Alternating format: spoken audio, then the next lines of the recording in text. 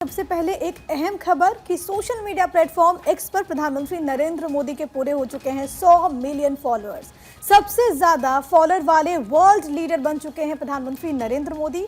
X पर सबसे ज्यादा फॉलोअर वाले वर्ल्ड लीडर वो बने हैं। 3 साल में एक्स पर पीएम मोदी के 30 मिलियन फॉलोअर्स बढ़े। 100 मिलियन फॉलोअर पूरे होने पर प्रधानमंत्री नरेंद्र मोदी ने बाकायदा एक्स पर पोस्ट किया और वो लिखते हैं कि इस माध्यम पर आकर और चर्चा में शामिल होकर खुश हूं। इसके बाद बधाइयों का तांता लगा हुआ है। गृह मंत्री अमित शाह ने भी बधाई दी है।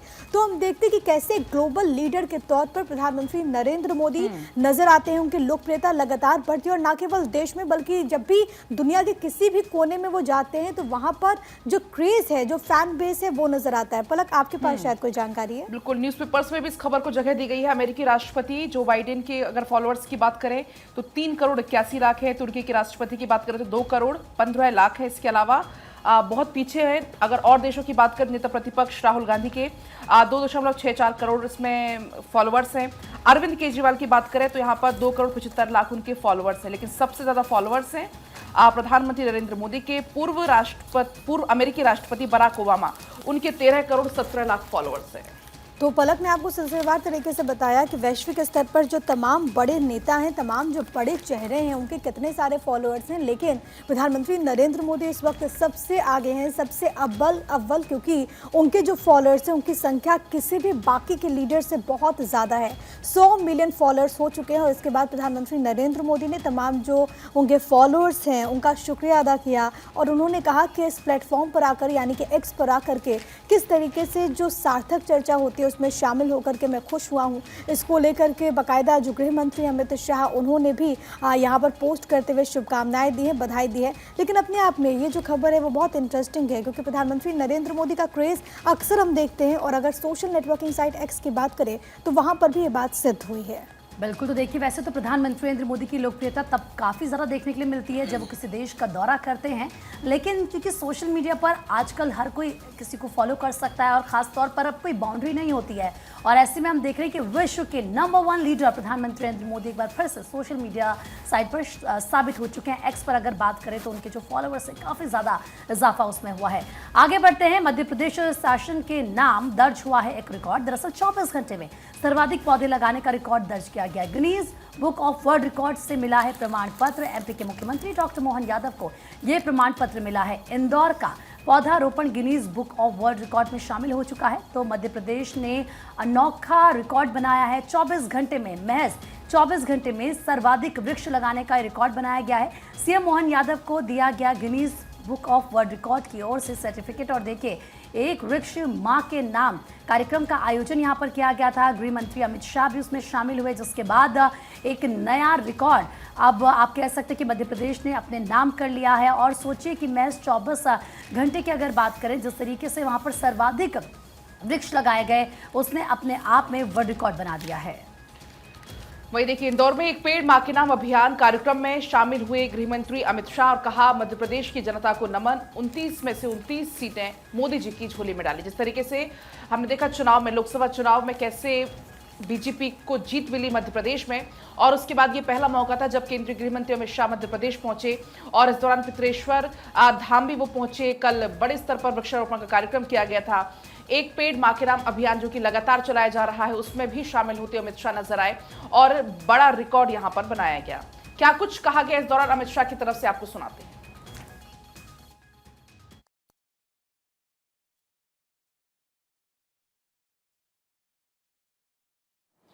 तो देखिए, कल कार्यक्रम में शामिल हुए थे केंद्रीय गृह मंत्री अमित शाह। इस दौरान मंच पर सीएम मोहन यादव को भी आप देख पाएंगे जो कि यहां पर मौजूद थे। कैलाश विजयवर्गीय जो कि यहां पर मौजूद रहे। दरअसल 5 जून को पर्यावरण दिवस जब मनाया जाता है, उस दौरान प्रधानमंत्री नरेंद्र मोदी ने एक पेड़ मां के नाम अभियान की शुरुआत की और उसके बाद से जगह जगह हर कोई इस अभियान को आगे बढ़ा रहा है। अलग अलग प्रदेशों में इस अभियान को आगे बढ़ाने का सिलसिला जारी है और इसी सिलसिले में कल मध्य प्रदेश का दौरा था केंद्रीय गृह मंत्री अमित शाह का। इस दौरान वो पहुंचे और काफी बड़े स्तर पर पौधारोपण यहां पर किया गया। साथ ही साथ जो चुनावों में उम्दा प्रदर्शन रहा उसका जिक्र करते हुए भी नजर आए केंद्रीय गृह मंत्री अमित शाह। बिल्कुल, देखिए अखबारों में भी इसका जिक्र है। इस मौके पर अमित शाह ने कहा कि प्रधानमंत्री नरेंद्र मोदी के द्वारा शुरू किया गया ये अभियान जलवायु परिवर्तन की चुनौतियों का उपयुक्त जवाब है। और साथ ही साथ आपको ये भी बताते चले कि सुबह राज्य के कैबिनेट मंत्री कैलाश विजयवर्गीय के द्वारा भूमि पूजन किए जाने के बाद पौधे लगाने का काम शुरू किया गया। और तस्वीरें भी आप इस वक्त अपने स्क्रीन पर देख रहे हैं, मंच पर मौजूद नजर आए। इंदौर के महापौर पुष्यमित्र भार्गव ने बताया कि दोपहर तक 11 लाख में से 7 लाख पौधे लगाए जा चुके हैं। और प्रदेश के मुख्यमंत्री मोहन यादव ने 6 जुलाई को राज्य में एक पेड़ मां के नाम अभियान की शुरुआत की थी। और आपको ये भी बताते चले कि मोदी जी प्रधानमंत्री नरेंद्र मोदी की तरफ से इसकी शुरुआत की गई थी और इसका जिक्र गृह मंत्री अमित शाह ने भी किया। इस दौरान सीएम मोहन यादव ने कहा कि कार्यक्रम के समापन के मौके पर उन्होंने कहा कि ये वास्तविक प्रमाण पत्र रहेगा। आयोजन में शरीक नागरिक सामाजिक संगठनों की इस उपलब्धि के लिए उनके द्वारा बधाई भी दी गई। दरअसल 11 लाख पौधे बनाने का विश्व रिकॉर्ड कल मध्य प्रदेश में बना है। एक पेड़ मां के नाम अभियान से भी इसे जाना जाता है। आपको बता दें, प्रधानमंत्री ने पर्यावरण संरक्षण के लिए जनता से मां के नाम पेड़ लगाने का नारा दिया था और उस अभियान को आगे बढ़ाया था। और ऐसे में अमित शाह ने मध्य प्रदेश को भारत के फेफड़े बताते हुए कहा कि देश के कुल ग्रीन कवर का 12% सिर्फ मध्य प्रदेश में है। इस साल 5 करोड़ 51 लाख पौधे लगाने का अभियान, इसमें विस्तार तय है। अमित शाह ने कहा कि पौधे लगाना आसान है लेकिन उनको बड़ा करना कठिन है। बढ़ते हैं आगे और देखिए मध्य प्रदेश दौरे पर गृह मंत्री अमित शाह प्रधानमंत्री कॉलेज ऑफ एक्सीलेंस का शुभारंभ उन्होंने किया। कहा 2047 तक भारत बनेगा विकसित राष्ट्र। तो तस्वीरें बीते दिन की जब मध्य प्रदेश के दौरे पर थे गृह मंत्री अमित शाह और पर्यावरण संरक्षण प्राथमिकता, ये अमित शाह का स्टेटमेंट। और इसी बीच जब दौरे पर रहे उन्होंने क्या कुछ कहा है, प्रधानमंत्री कॉलेज ऑफ एक्सीलेंस का उन्होंने शुभारंभ किया। इस दौरान क्या कुछ उन्होंने कहा, सुनिए। जब मोदी जी ने अभियान का सूत्रपात किया तब किसी को मालूम नहीं था कि अभियान एक नारा न रहकर आंदोलन बढ़ जाएगा। आज पूरे देश में हर व्यक्ति अपनी मां के नाम पर एक वृक्ष लगाकर अपनी मां को और धरती माता को, दोनों को एक प्रकार से प्रणाम करने का काम करता है। इंदौर स्मार्ट सिटी तो बन ही गया था, मेट्रो सिटी भी बना, क्लीन सिटी भी बना, मॉडर्न एजुकेशन का हब भी बना और अब इंदौर ग्रीन सिटी के नाम से जाना जाएगा। इसका हम सबको आनंद है। तो केंद्रीय गृह मंत्री अमित शाह को अभी आपने सुना, इंदौर दौरे पर अमित शाह रहे। हनुमान मंदिर में से पहले उन्होंने पूजा अर्चना की। इस दौरान मध्य प्रदेश के मुख्यमंत्री डॉक्टर मोहन यादव मौजूद थे। केंद्रीय गृह मंत्री अमित शाह ने इस दौरान कई बातों का जिक्र किया। जब वो पहुंचे तो उनका स्वागत यहां पर मुख्यमंत्री मोहन यादव ने किया। इस दौरान एक इतिहास रचा है इंदौर ने, क्योंकि यहाँ पर एक साथ जो पौधारोपण का कार्यक्रम था वो किया गया। आपको याद होगा कि प्रधानमंत्री नरेंद्र मोदी ने पर्यावरण दिवस के मौके पर एक संकल्प लिया था। वह संकल्प ये था कि हर कोई अपनी मां के नाम पर एक पेड़ जरूर लगाए। प्रधानमंत्री ने इसकी शुरुआत की और इसके बाद हर एक व्यक्ति, हर आम व खास इससे जुड़ता हुआ ये पर्यावरण के संरक्षण में इसे एक बहुत अहम कदम माना गया। और जब गृह मंत्री अमित शाह यहाँ पर पहुँचते हैं तो सबसे पहले उन्होंने पितरेश्वर हनुमान मंदिर में दर्शन पूजन किया। उस वक्त की तस्वीर आपकी टीवी स्क्रीन पर। उसके बाद वो पौधारोपण कार्यक्रम में सम्मिलित होते हैं। इस दौरान कार्यक्रम को संबोधित करते हुए कहते हैं कि इंदौर, अभी तक इंदौर की जो पहचान थी वो क्लीनेस्ट सिटी के तौर पर थी, लेकिन अब इंदौर ग्रीन सिटी के तौर पर भी जाना जाएगा। उन्होंने 11 लाख प्लांटेशन प्रोग्राम में हिस्सा लिया। एक पेड़ मां के नाम के तहत रेवती रेंज के बीएसएफ परिसर में पौधारोपण किया। ये कहा कि पर्यावरण संरक्षण मोदी सरकार की सबसे बड़ी प्राथमिकताओं में से एक रहा है और इसी को लेकर के वो यहाँ पर पहुंचते हैं इंदौर। और इससे जुड़ी तमाम तस्वीरें जो कि भारत 24 लगातार आप तक पहुंचा भी रहा है। और चलिए आगे बढ़ते हैं, बात कुछ और अहम खबरों की करते हैं। बीजेपी कार्य समिति की बैठक में राजनीतिक प्रस्ताव पेश किया गया। प्रदेश महामंत्री अनूप गुप्ता ने इस प्रस्ताव को पेश किया। प्रस्ताव में जनता और कार्यकर्ताओं का आभार जताया गया। नरेंद्र मोदी को तीसरी बार पीएम बनाने को लेकर यह आभार जताया गया। तो लखनऊ में बीजेपी कार्य समिति की कल बैठक हुई और ऐसे में आप देखिए सीएम, दोनों डेप्यूटी सीएम, जेपी नड्डा, हर कोई इस बैठक में मौजूद रहा। 3000 से ज़्यादा नेता कार्यकर्ता इस बैठक में पहुंचे और समीक्षा भी की गई कि आखिर क्या वजह रही उत्तर प्रदेश में भारतीय जनता पार्टी पार्टी का जो प्रदर्शन था वो उतना बेहतर नहीं था जितनी की उम्मीद जताई जा रही थी। क्या लूप खोल रहे इसके बाद, क्योंकि 7 राज्यों की 13 विधानसभा सीटों पर उपचुनाव हुआ, बीजेपी महज 2 सीट जीत पाई। इससे पहले 3 सीटें बीजेपी के खाते में थी, यहाँ पर भी 1 सीट उससे छिटक गई। अब क्योंकि उत्तर प्रदेश में 10 सीटों पर उपचुनाव होने विधानसभा की ये सीटें हैं, तो ये माना जा रहा है कि वो सभी की सभी सीटें भारतीय जनता पार्टी जीते और कैसे उसके लिए रणनीति तय हो। साथ ही साथ जो कार्यकर्ता हैं उनमें जोश भरने का काम भी किया गया है। और इस बीच एक और बड़ी खबर आपको बताएंगे। बीजेपी कार्य समिति की बैठक में बोले हैं जेपी नड्डा, कहा कि बीजेपी भविष्य की पार्टी है, विशेष कार्य के लिए तीसरी बार मिला है जनादेश। हमारी पार्टी देश में हर जगह मौजूद है।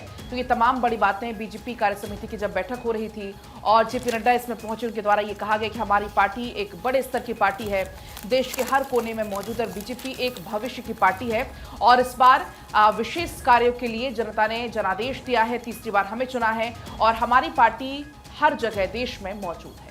बिल्कुल, देखिए जेपी नड्डा ने योगी सरकार की जमकर तारीफ भी की। कहा कि योगी जी की सरकार ने सिर्फ भाजपा को माफिया मुक्त ही नहीं, विकास की बड़ी लकीर भी खींची है। और उन्होंने सवाल किए कि 2017 से पहले के हालात भूल गए क्या, यानी कि विपक्ष पर निशाना साधते हुए नजर आए। तो भाजपा अध्यक्ष और केंद्रीय स्वास्थ्य मंत्री जेपी नड्डा रविवार को भाजपा प्रदेश कार्य समिति बैठक में कांग्रेस पर उन्होंने जमकर निशाना भी साधा। ये बीते दिन की तस्वीर है। बीजेपी भविष्य की पार्टी जेपी नड्डा का यह स्टेटमेंट। तो बीजेपी कार्य समिति की बैठक में जेपी नड्डा ने तमाम बड़ी बातों का जिक्र किया है।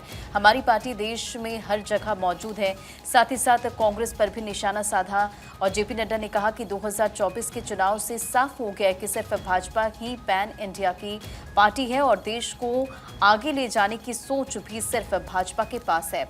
तो तमाम बड़ी बातों का जिक्र उन्होंने किया है और साथ ही साथ गुंडा राज, गोमती रिवर फ्रंट घोटाला, अनाज घोटाला, पशुपालन घोटाला, इन तमाम बातों का जिक्र करते हुए उन्होंने कई सवाल भी किए हैं। उन्होंने कहा कि कमल खिलता है तो सुशासन आता है। उन्होंने देश की दूसरी सबसे बड़ी अर्थव्यवस्था बनने पर प्रदेश सरकार को बधाई भी दी है।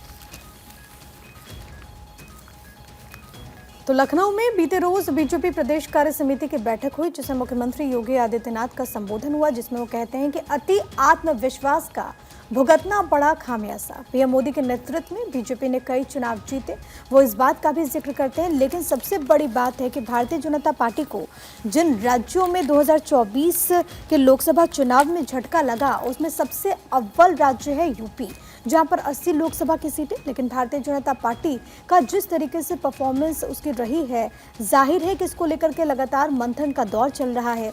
जब योगी आदित्यनाथ अपना संबोधन देते हैं तो वो इस बात को मानते हैं कि अति आत्मविश्वास का खामियाजा भुगतना पड़ा इस पूरे बैठक में, क्योंकि कई सारे प्रस्ताव, राजनीतिक प्रस्ताव भी इस पूरे कार्य समिति की बैठक में रखा गया था, जिसको मंजूरी मिली, जो कि यहाँ पर पेश किए गए थे, जो कि पास हुए हैं। लेकिन सबसे बड़ी बात है कि अलग अलग जब वक्ता अपनी बातों को रख रहे थे तो आगे अब कैसे बढ़ना है, इसको लेकर के भी चर्चा हुई। जो बाई इलेक्शन होने वाला है 10 विधानसभा की सीटों पर, उस पर भी चर्चा हुई, कैसे समीकरण बनेंगे, तमाम ऐसे विषय हैं। कहाँ कहाँ कमी रह गई, क्योंकि यूपी के जो जीते हुए सांसद थे वो यहाँ पर पहुंचे थे, केंद्रीय मंत्रियों की मौजूदगी थी। अहम ये भी है कि यहाँ पर यूपी कैबिनेट से जुड़े तमाम बड़े चेहरे मौजूद थे और सबके साथ कैसे अब संगठन को और मजबूत करना है, खासतौर पर उन क्षेत्रों में जहाँ पर पार्टी का जो परफॉर्मेंस पार्टी की रही है, जो प्रदर्शन रहा है, वो उस तरीके से उम्मीद अनुरूप नहीं रहा है। तो उसको लेकर के भी यहाँ पर रणनीति बनी और इसी में योगी आदित्यनाथ ने ये बड़ी बात कही अपने संबोधन में। चलिए आगे बढ़ते हैं। जम्मू कश्मीर में शहीद हुए पैरामिलिट्री कमांडो प्रदीप के घर पहुंचे हरियाणा सीएम नायब सिंह सैनी। पुष्पांजलि अर्पित कर उन्हें श्रद्धांजलि दी। कहा कि इस बेटे के सर्वोत्तम बलिदान का राष्ट्र हमेशा ऋणी रहेगा। आपको याद होगा जिस तरीके से अटैक किया गया था आतंकियों की तरफ से, उसमें हरियाणा का बेटा भी शहीद हुआ और जो हरियाणा के सीएम हैं नायब सिंह सैनी, वो शहीद प्रदीप नैन के घर पहुंचे। इस दौरान सीएम ने शहीद जवान के परिजनों से मुलाकात की और उनके माता पिता को ढांढस भी बंधाया। इस दौरान सीएम ने प्रदीप नैन की बहादुरी की तारीफ करते हुए उनकी आत्मा की शांति के लिए प्रार्थना भी की। देखिए जब सीएम वहाँ पर पहुँचे उस वक्त की तस्वीर आपको दिखा रहे हैं, उनके परिवार वालों के साथ बैठे, ढांढस उनका बंधाया और सीएम सैनी की तरफ से ये भी कहा गया कि प्रदीप एक बहादुर और मजबूत जवान थे। उन्होंने एक ऑपरेशन में आतंकवादियों से लड़ते हुए देश के लिए अपनी जान गंवा दी। हम और परिवार शोक में हैं और हम परमपिता परमात्मा से प्रार्थना करते हैं कि उन्हें अपने श्री चरणों में वो स्थान दे। अमेरिकी राष्ट्रपति जो बाइडेन ने हमले की निंदा भी की। उन्होंने कहा कि डोनाल्ड ट्रंप पर जो हमला हुआ उसकी मैं निंदा करता हूं। अमेरिका में हिंसा के लिए कोई जगह नहीं है, हमें इसे नजरअंदाज हम नहीं कर सकते हैं। इस तरह की राजनीतिक हिंसा सही नहीं है। इसके अलावा इलॉन मस्क की तरफ से कहा गया, उन्होंने कहा कि मैं ट्रंप का समर्थन करता हूं और उनके जल्द से जल्द ठीक होने की उम्मीद करता हूं। आखिरी बार अमेरिका में इतना मजबूत प्रत्याशी कोई था तो वो थे। तो तमाम दिग्गज है, उनकी तरफ से भी इसको लेकर रिएक्शन सामने आए जब ये हिंसा हुई, बड़ी घटना जब हुई, और इसमें जो बाइडेन, नरेंद्र मोदी समेत तमाम बड़े दिग्गजों के इसमें रिएक्शन सामने आए। तो तमाम प्रतिक्रियाएं जो कि निकल करके सामने आ रही हैं। हालांकि अब इन्वेस्टिगेशन लगातार जारी है, देखना होगा कि आने वाले वक्त में इसको लेकर के क्या कुछ अहम खुलासे होते हैं। तमाम रिएक्शंस जो कि लगातार सामने आ रहे हैं और इस बड़ी खबर पर और इसके अलावा तमाम जो बड़ी खबरें हैं, हर एक अपडेट जागो भारत पर लगातार जारी है।